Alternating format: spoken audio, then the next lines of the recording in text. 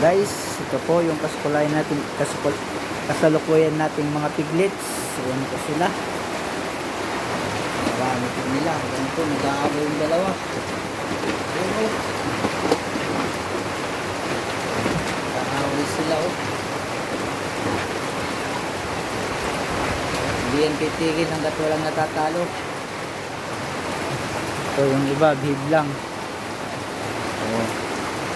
Tingnan nyo naman oh, nasa ibabaw pa ng inahin. Ang dami nila guys. Ayan sila guys. Ito pa yung iba. Nasaan na yung pinakamaliit? Ayan guys, yung pinakamaliit. Tingnan nyo naman. Oh, kahit gawing tatlo pa yan. Ito yung pinakabunso. Oh. Guys,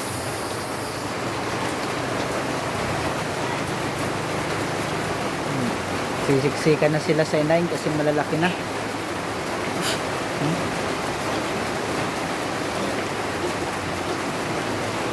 Ayan guys, dito pa yung iba.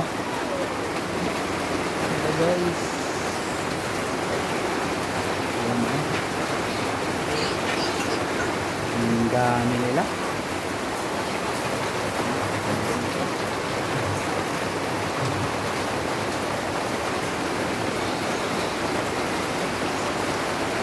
Nakakawala ng stress guys kapag mayroon kang mga alagang biik.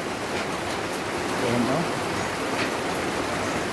Ang ganda nila pagmasdan guys. Ang iba naglalaro, tapos ang iba dumididi.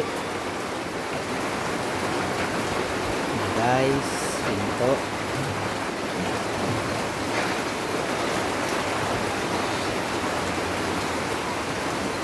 Dito. Bakante pa dito pero hindi magtatagal, malalagyan na to. Meron na tayo dito ng biik. Ayan o. Meron din dito ng dalawang biik. Hindi yung pagkain nila. Hindi paubos. Dadami na ulit yung mga alaga natin guys. Dito tayo sa kulungan number 2.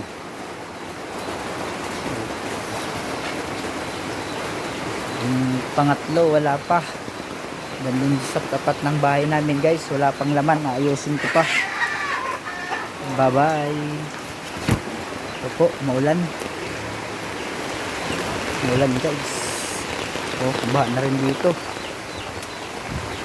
Ito yung kulungan pangalawa.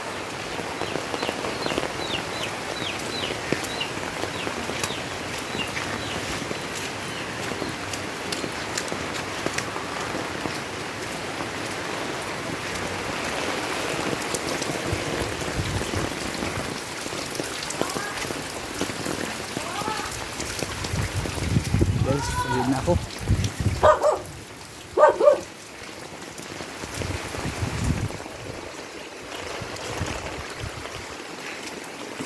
Dadaan sa kusina.